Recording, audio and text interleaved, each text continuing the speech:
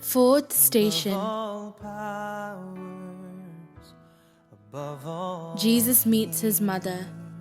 We adore you, O Christ, and we praise you, because by your holy cross you have redeemed the world.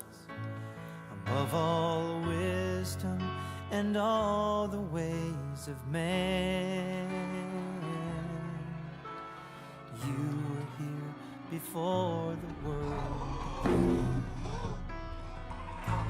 Above all kingdoms, above all thrones, above all wonders the world has ever known.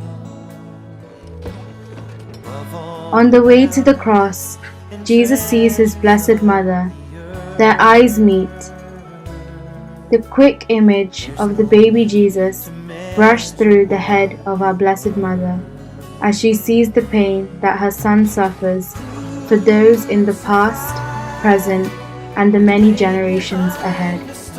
Both want to comfort each other, but they couldn't as the Lord is forced to carry on his journey.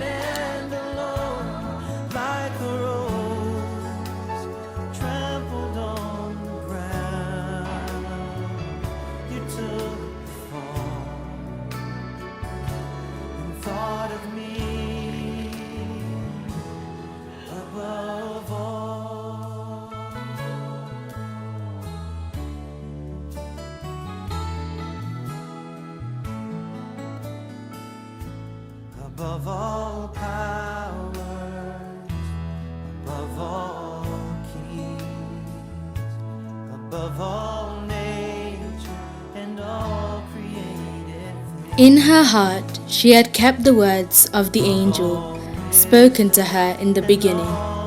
Do not be afraid, Mary. And that strengthened her throughout the Lord's way to the cross.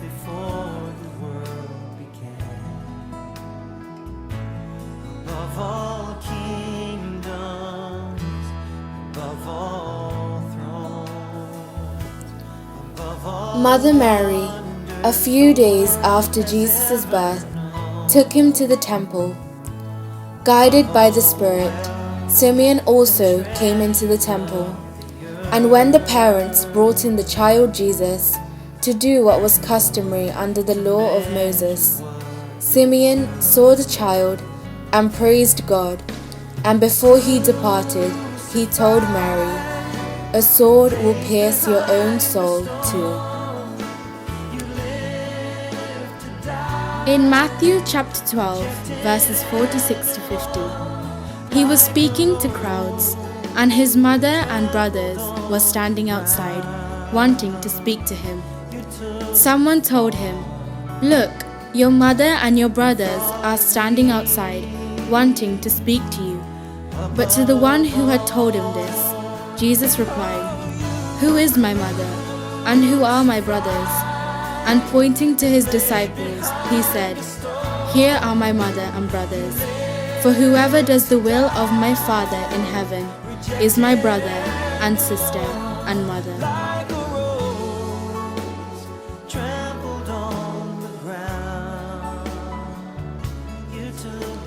John chapter 19, verses 26 to 27, it says, When Jesus saw his mother and the disciple whom he loved standing beside her, he said to his mother, "Woman, here is your son."